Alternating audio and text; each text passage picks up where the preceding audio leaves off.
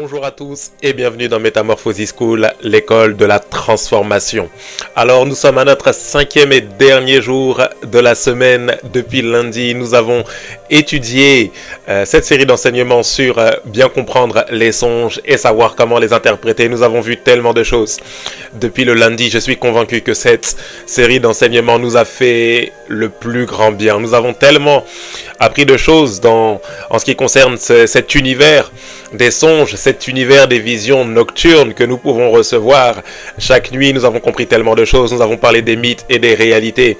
En ce qui concerne les songes, nous avons parlé des sources des songes. Nous avons parlé des paralysies du sommeil, des esprits de mari et de femme de nuit. Et hier, lorsque nous avons fait notre avant-dernière session, nous avons commencé à parler de comment bien interpréter des songes et comment avoir la bonne attitude vis-à-vis des songes. Aujourd'hui, pour notre 5e et dernière session, nous allons voir les symboles qui nous aident à interpréter les songes. Waouh, je suis encore convaincu que le Seigneur va nous faire du bien. Nous allons voir tellement de choses et nous allons directement rentrer dans le vif du sujet. Mais avant cela, nous allons prendre le temps de prier de là où tu es. Incline simplement la tête avec moi et rends simplement grâce à Dieu.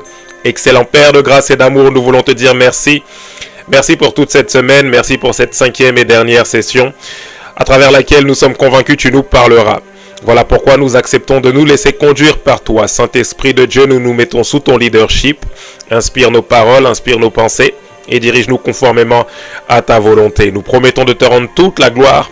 Toi notre Dieu, toi notre Père. C'est dans le nom de Jésus-Christ que nous t'avons prié. Que quelqu'un dise Amen, Amen, Amen. Bien évidemment, avant de poursuivre cette vidéo, tu prends le temps de la partager sur tous tes réseaux sociaux. Tu la partages sur X, sur Trend, sur Instagram, sur Snap, sur WhatsApp, sur Facebook, sur TikTok, partout sur les différents réseaux sociaux parce que je suis convaincu que cette vidéo pourra édifier le maximum dans ton entourage. Les symboles qui nous aident à mieux interpréter les songes. Avant de rentrer dans le vif du sujet, j'ai quand même envie de vous donner une vérité de base en ce qui concerne l'interprétation des songes. Et la première des choses que j'aimerais vous dire, c'est que nous ne devons pas être radical en ce qui concerne l'interprétation des songes parce qu'un songe peut renfermer plusieurs interprétations. Il ne faudrait pas, lorsque vous avez un songe ou lorsque vous essayez de comprendre le sens d'un songe qu'on vient vous rapporter, que nous soyons trop radical, que vous soyez trop radical en vous disant si tu as vu ça, c'est uniquement ça. Si tu as vu telle image, ça signifie uniquement ça parce que la Bible dit ça. Non, il est possible qu'un songe renferme une multitude d'interprétations possibles. Il est possible que l'interprétation du songe ne soit pas celle que vous avez l'habitude de comprendre en ce qui concerne les symboles que vous voyez, en ce qui concerne les images, les choses que vous voyez et les choses que vous avez apprises. C'est vraiment très important. Je vous donne un exemple. Le fait que vous soyez en train de manger dans un rêve, que vous voyez en train de manger dans un rêve, ne signifie pas forcément que nous sommes en train de vous initier à la sorcellerie. Parce que très souvent, surtout dans nos traditions africaines, nous avons tendance à dire que lorsqu'on voit une personne manger ou lorsque vous voyez manger dans un rêve, c'est parce qu'on est en train de vous initier à la sorcellerie. C'est pas forcément faux, mais c'est pas systématiquement vrai. De la même manière que lorsque vous voyez un mort dans un songe qui est en train de vous parler, ça ne signifie pas forcément que c'est un esprit de mort qu'il faut chasser parce que c'est l'esprit de mort qui est en train de vous parler. Il faut faire très attention à ces affirmations parce que ces affirmations ont malheureusement causé beaucoup de dérives. Rappelez-vous, les songes ont différentes sources. Il est possible que lorsque vous voyez un mort dans un songe qui vous parle, ça ne signifie pas qu'il s'agit d'un esprit de mort, mais c'est possible que ce soit tout simplement le fait que vous cultiviez une forme de tristesse vis-à-vis de cette personne qui est partie, qui fait que dans le songe, ça se traduit, tout simplement. Mais ça ne signifie pas forcément que c'est un esprit de mort. Posez-moi la question, est-ce que lorsque les disciples de Christ ont vu sur le mont la montagne de la transfiguration, ont vu Élie et Moïse, est-ce qu'ils se sont dit que c'est un esprit de mort lorsqu'ils voyaient Élie, Moïse qui entouraient Jésus? Est-ce qu'ils se disaient que c'était des esprits de mort? Non, pourtant Moïse est mort. il est possible que les visions que vous avez de personnes qui sont décédées ne constituent pas forcément des esprits de mort qui sont en train d'essayer de vous séduire ou de vous emmener dans des choses qui ne sont pas à la gloire de Dieu, telles que la divination ou des pratiques occultes. Il faut faire très très attention aux interprétations que nous faisons des songes et il faut veiller à ne pas être trop radical en ce qui concerne les interprétations des songes. C'est vraiment très important. Une deuxième vérité de base que j'aimerais amener à notre appréciation avant de rentrer dans le vif du sujet en ce qui concerne les symboles, c'est que nous devons également faire très attention et être très attentifs aux songes que reçoivent nos enfants. Rappelez-vous, les enfants sont des esprits tout comme nous qui possèdent une âme et qui habitent dans un corps. Et Dieu s'adresse également aux enfants. Le seul problème, c'est que chacun rêve en fonction des informations qui sont dans son cerveau. Ça veut dire que Dieu ne pourra pas donner des symboles ou des images compliquées à des enfants parce que les enfants ne sauront pas traduire ça. En revanche, si un enfant a l'habitude d'être exposé aux dessins animés, Spider-Man, Superman, toutes ces choses-là, il est possible qu'il rêve beaucoup de ça parce qu'il y est exposé, mais il est possible que Dieu s'adresse à eux en fonction de leur langage. Alors si votre enfant comprend le langage de Spider-Man et que Dieu veut prévenir d'un danger parce que l'adulte n'est pas attentif dans la maison, Dieu peut passer par un enfant en lui montrant certaines images. Comme je vous l'ai dit hier, il est possible que votre enfant puisse voir Spider-Man en train de sauver des personnes d'un feu et que Dieu passe par l'enfant pour vous faire comprendre qu'il risque d'y avoir un incendie dans la maison lorsque vous allez partir. Voilà pourquoi nous ne devons pas balayer comme ça les choses que les enfants nous disent, mais nous devons même prêter attention aux choses que nos enfants voient parce que Dieu s'adresse même à nos enfants. C'est une vérité qui est très très importante. Beaucoup de catastrophes ont été évitées juste parce que nous écoutons les enfants, juste parce que des personnes ont choisi d'écouter ce que leurs enfants leur ont dit et écoutant ce que leurs enfants ont dit, des personnes ont évité plusieurs dangers. Parlons un peu des symboles qui nous permettent de mieux interpréter les songes. Premièrement, nous allons voir les symboles qui sont liés à la parole. Dans les Écritures, il existe plusieurs symboles qui sont liés à la parole. Connaître les symboles vous permettent d'avoir une meilleure interprétation dans le sens où il est possible que vous voyez certaines images dans vos songes. Certaines personnes voient du feu, d'autres personnes voient des marteaux, d'autres personnes voient des épées, d'autres personnes voient ceci, voient cela et ne savent pas trop de quoi il s'agit.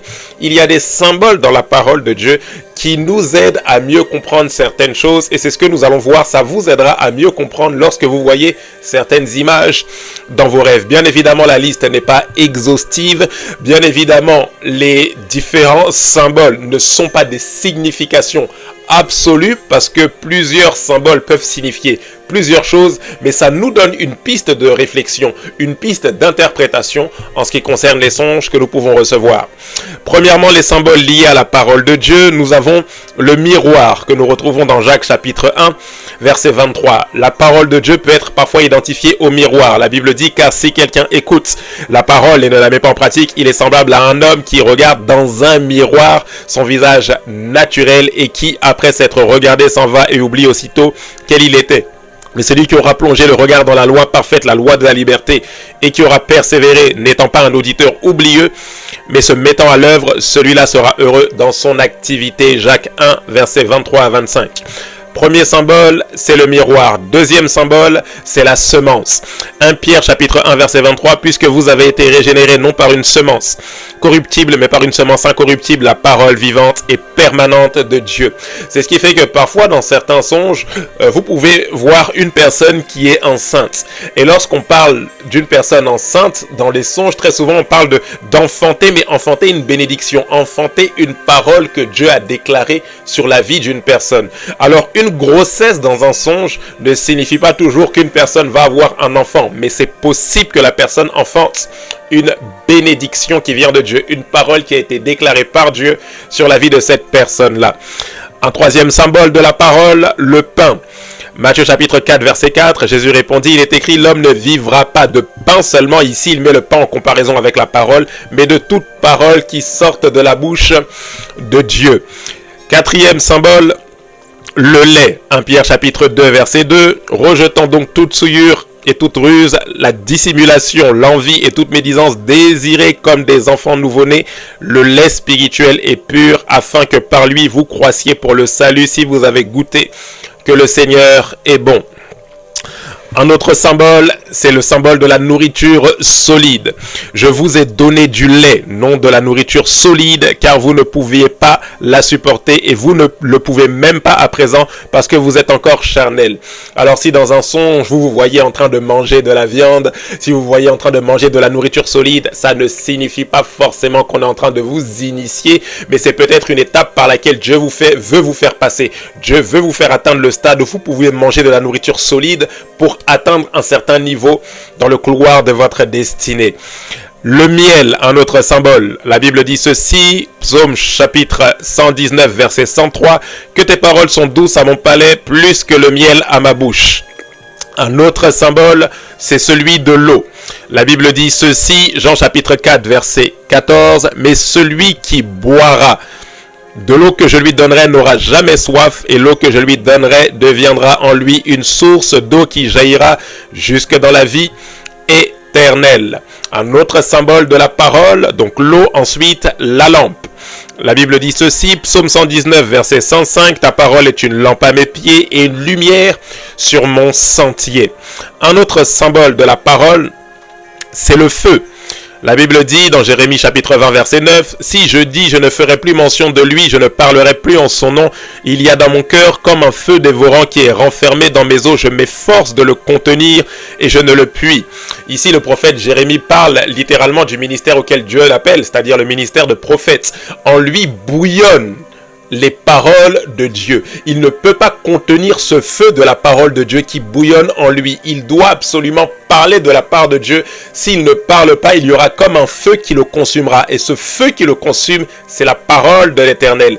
Parfois, vous pouvez ressentir comme quelque chose qui vous consume de l'intérieur. Et ça fait référence à ce à quoi Dieu vous appelle. À la parole, encore une fois, qui est déclarée sur votre vie et qui doit sortir de votre bouche, qui doit sortir et être manifestée dans votre vie. Le feu fait partie des symboles de la parole de Dieu. Un autre symbole, le marteau.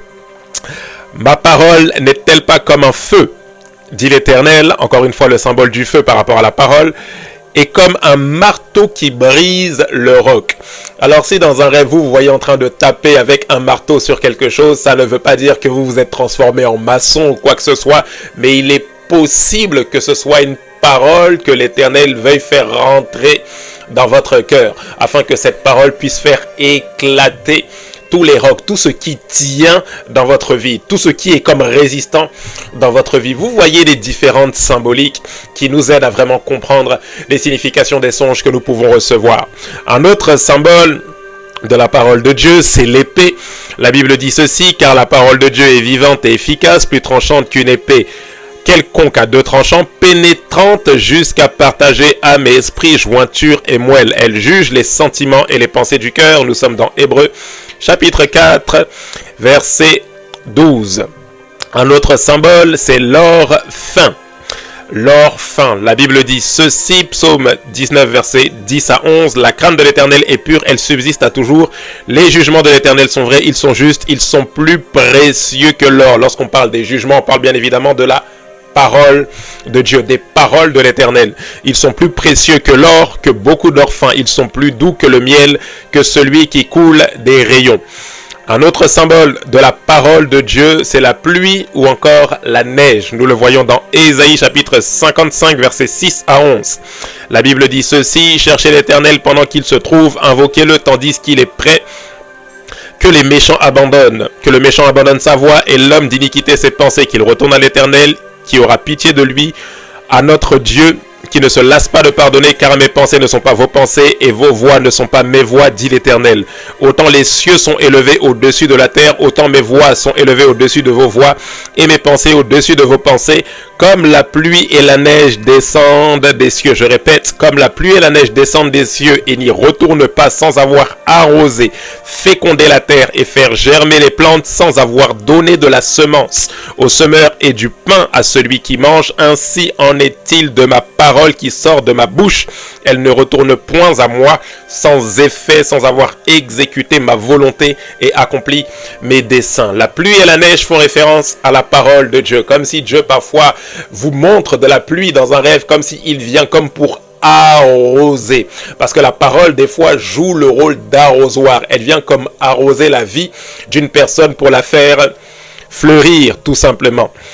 Un dernier symbole que nous voyons, comme je vous l'ai dit, la liste n'est pas exhaustive, elle est tellement grande, il y a tellement de choses à dire sur la parole, mais un des derniers symboles de la parole, c'est bien évidemment le médicament. Le médicament, Proverbe chapitre 4 verset 20 jusqu'au verset 23, la Bible dit ceci: mon fils, sois attentif à mes paroles, prête l'oreille à mes discours, qu'il ne s'éloigne pas de tes yeux, garde-les dans le fond de ton cœur, car c'est la vie pour ceux qui les trouvent, c'est la santé pour tout leur corps. Garde ton cœur plus que toute autre chose, car de lui viennent les sources de la vie. Alors si dans un rêve vous voyez prendre des médicaments, ça ne veut pas dire que vous allez tomber malade, mais il est possible que le médicament que vous voyez en songe est la parole que le Seigneur veut semer dans votre vie, qui viendra comme une guérison, qu'elle soit d'ordre physique ou d'ordre intérieur. Ça peut être une des significations. Vous voyez ici, je vous ai donné différents symboles en lien avec la parole de Dieu et des choses que vous pouvez voir dans des songes. Ça vous aide en fonction du contexte de votre songe, de tout ce qu'il y a comme élément dans votre songe, à mieux comprendre certaines choses par rapport à ce que vous voyez en rêve, ce que vous voyez en songe, des songes que Dieu vous envoie bien évidemment. Un deuxième aspect qui est tout autant important que nous allons voir, ce sont les 4 facettes de la personne de Christ. Les 4 facettes de la personne de Christ, les lectures sont longues, nous ne les lirons pas en entier, mais nous les verrons nous la voyons dans Philippiens chapitre 5 jusqu'au verset 11, et nous la voyons ensuite dans Ézéchiel chapitre 1, du verset 1 jusqu'au verset 10. Je lis Philippiens chapitre 2, verset 5 jusqu'au verset 11, la Bible dit: ayez en vous les sentiments qui étaient en Jésus-Christ, lequel existant en forme de Dieu n'a point regardé comme une proie arrachée d'être égal avec Dieu, mais s'est dépouillé lui-même en prenant la forme de serviteur, en devenant semblable aux hommes, ayant apparu comme un simple homme, il s'est humilié lui-même, se rendant obéissant jusqu'à la mort, et même la mort de la croix. C'est pourquoi Dieu l'a aussi souverainement élevé, lui a donné le nom qui est au-dessus de tout nom, afin qu'au nom de Jésus, tout genou fléchisse dans les cieux et sur la terre et sous la terre, et que toute langue confesse que Jésus-Christ est Seigneur, à la gloire de Dieu le Père. Alors ici, nous avons les 4 facettes de la personne de Christ. Nous avons bien évidemment Christ en tant que Dieu, Christ qui a pris la forme de serviteur, Christ qui devient semblable aux hommes, et Christ qui est souverainement élevé comme un roi. Nous avons Christ le roi, Christ le fils de l'homme, nous avons Christ le serviteur, et nous avons Christ le divin, le Dieu qui est descendu pour payer le prix pour l'humanité. Et ces 4 facettes sont également représentées dans Ézéchiel 1, verset 1 jusqu'au verset 10, que vous pourrez lire à la maison tranquillement, lorsque le prophète Ézéchiel reçoit la vision des chérubins qui ont 4 faces. Les chérubins qui ont une face de bœuf, le bœuf qui est la figure du serviteur. Selon qu'il est écrit, tu n'emmuselleras pas le bœuf pendant qu'il foule le grain. Le bœuf est celui qui est le serviteur. Nous avons également la facette du lion qui représente le roi. Ici, c'est Christ en tant que roi. Et nous avons également la facette de l'aigle qui représente la divinité. Ici, c'est Christ en tant que Dieu. Les 4 chérubins, et bien évidemment la dernière face qui est la face de l'homme, qui est Christ en tant qu'être humain. Les 4 faces de ces créatures, de ces vivants, de ces chérubins qui sont là comme les gardiens du trône de Dieu, sont en réalité des représentations des 4 facettes de la personne de Jésus.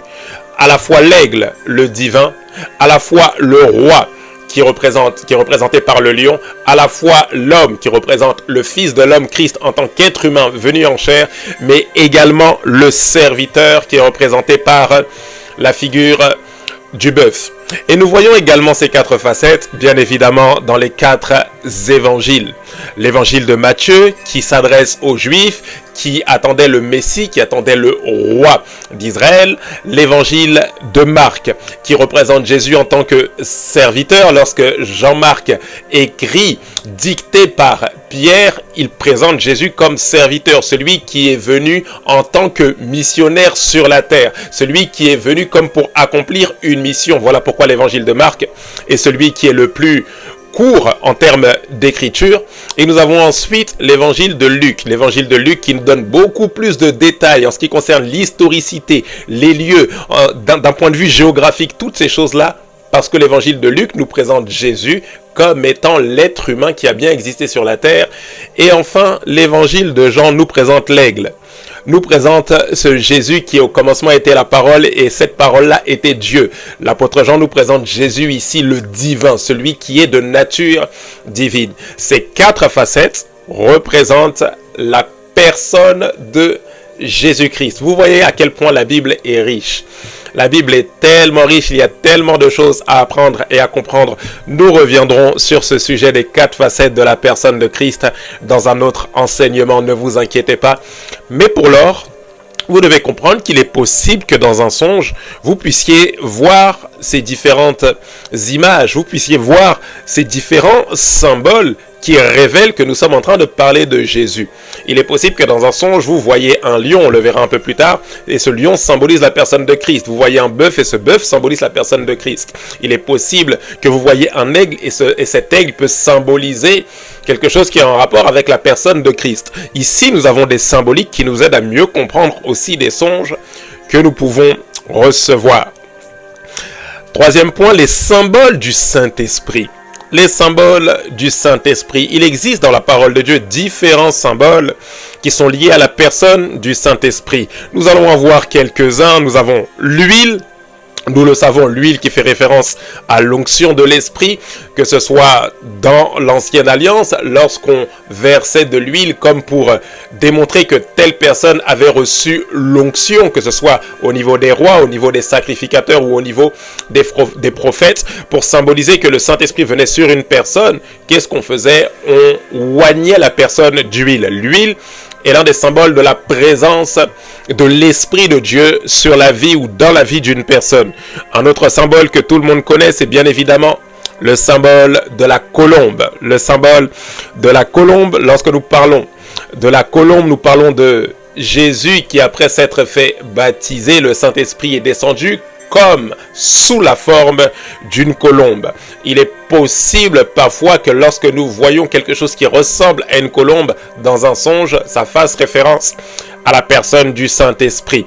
Nous avons également l'eau qui est un symbole du Saint-Esprit. Vous le retrouvez dans Jean chapitre 4 verset 14, Jean 7 verset 37 à 39 également. Nous avons également le feu qui symbolise le Saint-Esprit. Lorsque nous parlons du feu, rappelez-vous, le jour de la Pentecôte, ce qui s'est passé, des langues semblables à des langues de feu se posèrent sur leur tête et ils se mirent tous à parler en langue selon que l'Esprit leur donnait de s'exprimer. Le feu du Saint-Esprit. Il est possible que le feu symbolise également la personne du Saint-Esprit. Nous avons également le souffle qui symbolise la personne de l'Esprit, l'Esprit en action. Rappelez-vous, lorsque le jour de la Pentecôte, le Saint-Esprit est descendu, non seulement des langues de feu se posèrent sur chacun d'eux, ils se mirent à parler en d'autres langues. Des langues se posent sur leur tête et ils se mettent à parler en d'autres langues, mais également, la Bible dit qu'il vient du ciel un bruit comme celui d'un vent impétueux. Un vent impétueux qui symbolisait que le Saint-Esprit était en train de descendre dans cette chambre où les disciples se trouvaient. Et enfin, nous avons également le vin qui symbolise également la présence de l'Esprit. Voilà pourquoi Jésus a dit, on ne met pas du vin nouveau dans de vieilles outres, sinon le vin nouveau fera éclater les outres et on perd à la fois le vin et les outres. Mais il faut mettre du vin nouveau dans des outres neuves. Les outres sont le symbole du système de pensée, le vin est le symbole de l'esprit qui rentre dans une vie. C'est la raison pour laquelle Jésus a dit « Repentez-vous car le royaume des cieux est proche ». En d'autres termes, changez votre mentalité, changez votre système de pensée, sinon vous ne pourrez pas recevoir la personne du Saint-Esprit. C'est la raison pour laquelle, pour arriver à la nouvelle naissance, il faut passer par la repentance. Reconnaître que nous sommes sur le mauvais chemin afin de nous détourner de nos mauvaises voies, de nous détourner de notre vie passée et de recevoir la vie nouvelle en Christ. Le vin est le symbole de l'esprit, c'est la raison pour laquelle lorsque les disciples se sont mis à parler en d'autres langues, tous ceux qui les regardaient ont dit « ils sont pleins de vin doux ». En réalité, ils n'avaient pas tort, ils étaient ivres, mais pas ivres de vin, ivres du Saint-Esprit. Le vin est un symbole du Saint-Esprit. Point numéro 4, il existe d'autres types de symboles dans les Écritures qui peuvent nous aider à bien comprendre ou à mieux comprendre les songes que nous recevons. Il y a bien évidemment le serpent. Alors dans les Écritures, le serpent fait référence à plusieurs choses. Vous avez Jean chapitre 3 verset 15 et la Bible nous dit ceci: « Et comme Moïse éleva le serpent dans le désert ». Rappelez-vous cette histoire où des serpents venimeux ont été envoyés par Dieu sur la nation d'Israël qui avait commencé à se rebeller, à murmurer contre Dieu. La nation d'Israël a commencé, vous la retrouvez dans Nombre, l'histoire, je vous laisse à votre recherche biblique. Et la nation d'Israël a commencé le peuple d'Israël a commencé à dire au Seigneur de les délivrer par l'intermédiaire de Moïse. Et Dieu de dire à Moïse: fixe un serpent d'airain qui est le symbole du jugement. Fixe ce serpent d'airain sur un bois et tous ceux qui regarderont à ce serpent d'airain verront la morsure de serpent les quitter. Voilà pourquoi la Bible dit dans Jean chapitre 3 verset 15: « Et comme Moïse éleva le serpent dans le désert, il faut de même que le Fils de l'homme soit élevé, afin que tous ceux qui placent leur confiance en lui ne périssent point. » De la même manière que dans l'Ancien Testament, ceux qui ont regardé le serpent d'airain ont vu la morsure être aspirée, sous la Nouvelle Alliance, ceux qui regardent à Christ verront la morsure du péché être aspirée par Christ. Alors lorsque vous voyez un serpent dans un rêve, ce n'est pas toujours que c'est le diable, etc. Mais ça peut être le serpent d'airain qui joue le rôle de celui qui va être jugé à votre place en la personne de Jésus-Christ. Un autre symbole qui concerne toujours le serpent, c'est bien évidemment le symbole du diable. La Bible dit que le serpent était le plus rusé lorsqu'il est venu pour tenter Adam et Ève. Lorsqu'on parle du serpent ancien, ça fait référence ici au malin, au diable, littéralement. Et un autre symbole, c'est bien évidemment le symbole du péché. Lorsqu'on parle du serpent, ça peut signifier soit Satan, soit le péché, mais également le serpent d'airain qui est Christ. Vous avez d'autres symboles qui ne sont pas forcément à connotation biblique, qui ne sont pas scripturaires, écrites dans les Écritures, mais qui peuvent avoir une certaine signification. Par exemple, lorsque nous voyons des lions, rappelez-vous, je vous ai dit, les symboles sont à la fois culturels, mais sont surtout parfois bibliques. Et dans certaines cultures, le lion représente une autorité. On sait que le lion est le roi des animaux. Alors lorsque, par exemple, vous voyez un lion mourir dans une vision ou dans un songe, ça peut signifier qu'une personne importante va mourir, que ce soit dans un village, que ce soit dans une famille, que ce soit dans une nation. Il est possible que de voir un lion mourir ne signifie pas que oui, c'est Jésus qui... Non, parce que Jésus, c'est l'agneau qui meurt. Le lion est redoutable. Le lion est celui qui impose sa royauté. Donc un lion qui meurt, ce n'est pas Jésus-Christ qui meurt, mais il est possible que ce soit une symbolique qui indique qu'une figure importante va quitter la terre, qu'une figure importante va mourir, que ce soit dans une nation, que ce soit dans un peuple, que ce soit dans une famille, etc. Parce que le lion peut symboliser une figure importante. Un autre symbole que nous voyons également dans les Écritures, c'est le symbole du loup. Rappelez-vous, lorsqu'on parle des loups ravisseurs, on parle des personnes qui viennent pour tromper. Alors lorsque vous voyez des lions vous poursuivre des loups vous poursuivre dans un songe, ça ne veut pas dire que on veut forcément vous manger, etc. Mais c'est possible que dans la réalité, Dieu est en train de vous révéler que dans la vie, il y a des personnes qui tentent de vous tromper. Il y a des personnes qui essayent de vous duper. Ce sont des loups déguisés en brebis. Ils viennent pour tromper, ils viennent pour détourner le peuple de Dieu. Il est possible que dans un songe, en voyant des personnes vous poursuivre, ou des loups, vous poursuivre, ce soit en réalité des personnes qui cherchent à vous tromper.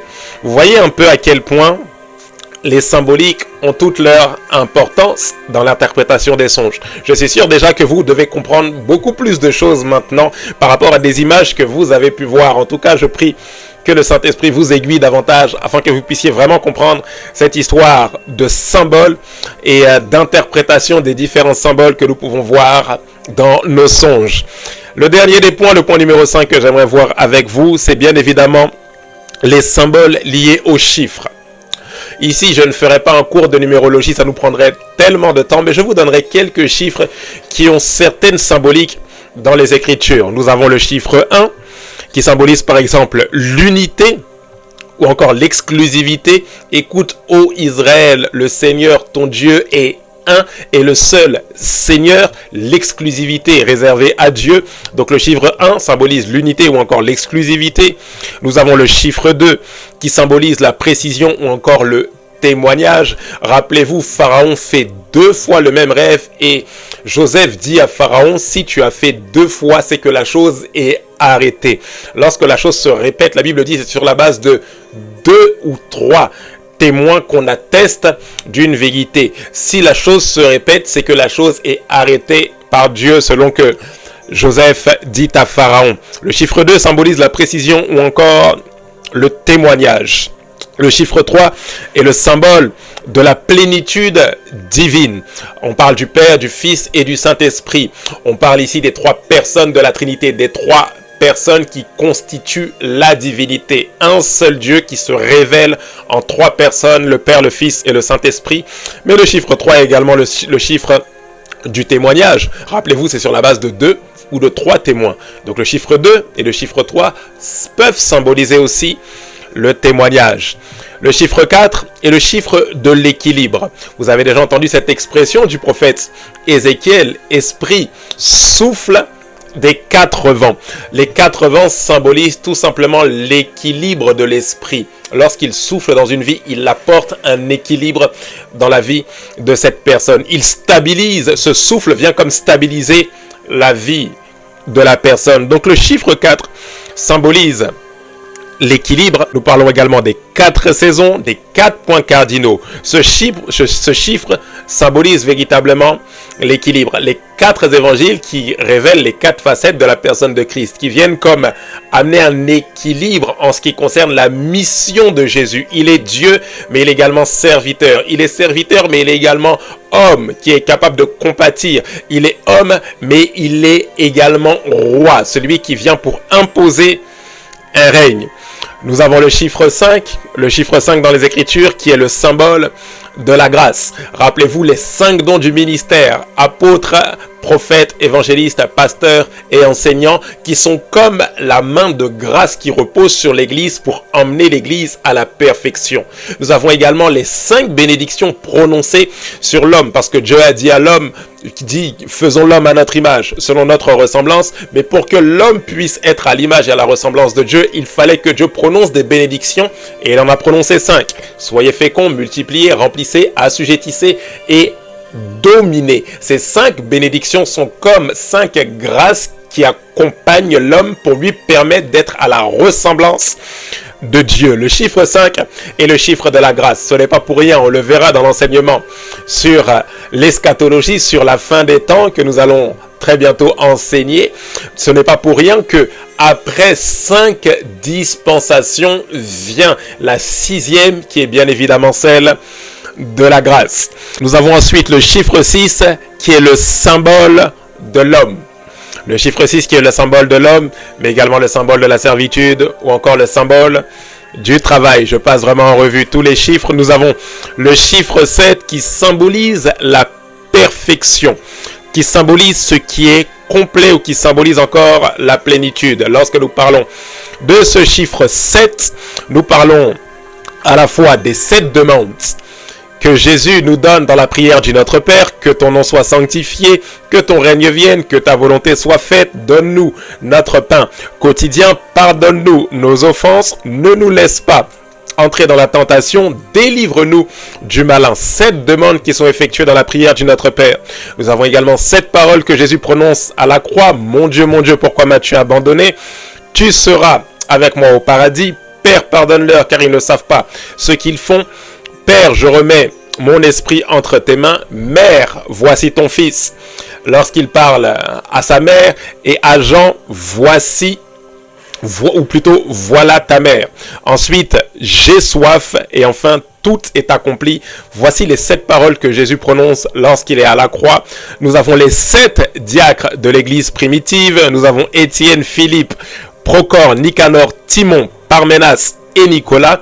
Nous avons également les 7 Esprit de Dieu que nous retrouvons dans Ésaïe chapitre 11 verset 2, Esprit de l'Éternel, Esprit de sagesse, Esprit d'intelligence, Esprit de conseil, Esprit de force, Esprit de connaissance, Esprit de crainte de l'Éternel. Nous voyons à plusieurs reprises, et nous l'étudierons, ce chiffre revenir dans Apocalypse, lorsque nous parlons des 7 chandeliers, des 7 étoiles, des 7 trompeurs, des 7 trompettes, des 7 tonnerres, des 7 rois, des 7 têtes de la bête, des 7 fléaux, des 7 coupes de la colère de Dieu. Toutes ces choses-là symbolisent quelque chose. Et le chiffre 7 symbolise la plénitude, symbolise la perfection.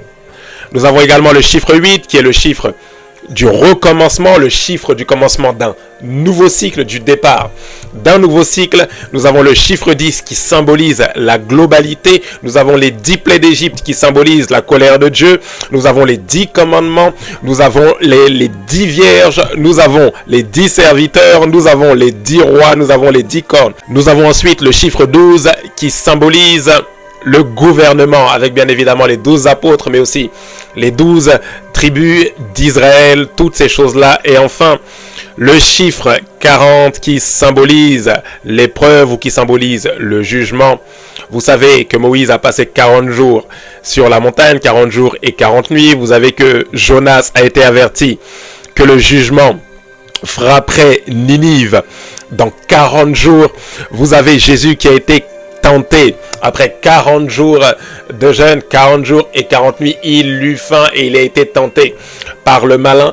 Toutes ces symboliques à travers le chiffre 40 symbolisent soit l'épreuve ou soit également un jugement de Dieu. Vous savez que le déluge a coulé, le déluge s'est déversé sur la terre pendant 40 jours.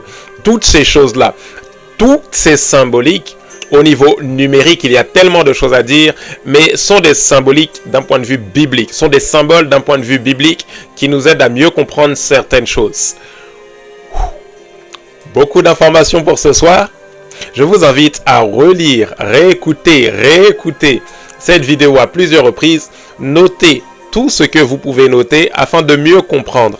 Il est possible que Dieu vous parle à travers les songes et qu'à travers les songes, il y ait certains des symboles que j'ai mentionnés ici dans les Écritures qui vous donneront de bien interpréter les songes que vous recevez de la part de Dieu.